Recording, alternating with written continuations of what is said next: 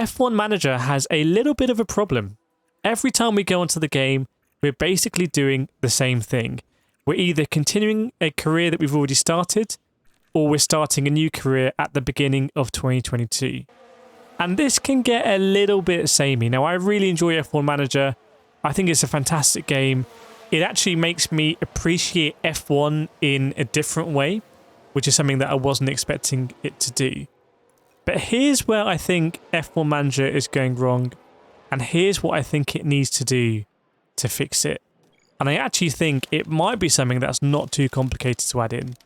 So basically, because we can only do at the moment one of those two things, continue an existing career or start a new career, we know the path of where we are in that point in time. If you start at the beginning, you know at Williams and Aston Martin, you're going to be at the back of the grid, you're going to be absolutely pants.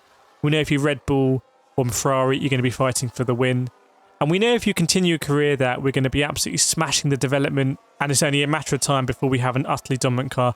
By the way, if you don't know how to smash development in F1 Manager, make sure you subscribe to this channel and check out the video I'm going to link at the end, which shows you how to shortcut that. But here's the thing.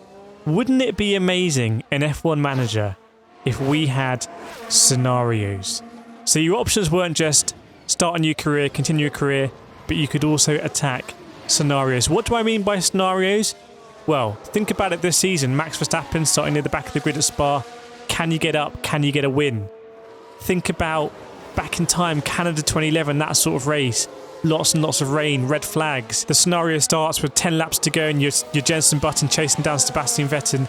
These sort of iconic moments. Lewis Hamilton at Brazil last year. Now, I know for licensing that might be a problem. They've obviously got all of this year's cars and drivers licensed. But there's enough that's happened this season to put in there. There's been so much drama in F1 in 2022. I think you would agree that there's enough there to do scenarios. It would be amazing, for example, if after every race they could add some scenarios from that race. And all it would require doing is making sure that the cars they have in that scenario are kind of representative of the pace the cars had in real life. Now, there's even more ways we could go with this. We could have a scenario manager where we, us, the players, we can create custom scenarios. We can create scenarios where you have to be really, really, really good at F1 Manager to actually get the result in that particular scenario. We could have, for example, at the end of every race in real life, they could just map the weather of that real life race onto the race that just happened, and you can attack it as a scenario.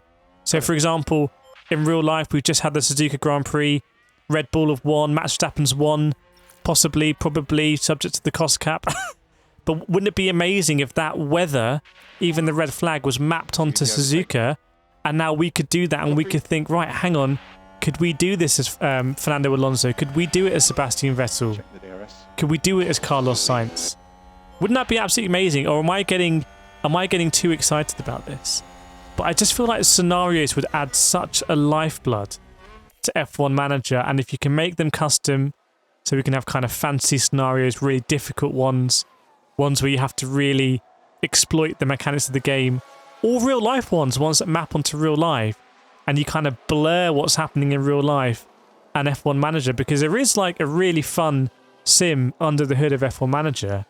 It's just a little bit restricted at the moment, I think. It's a little bit, I kind of want to say stale, actually.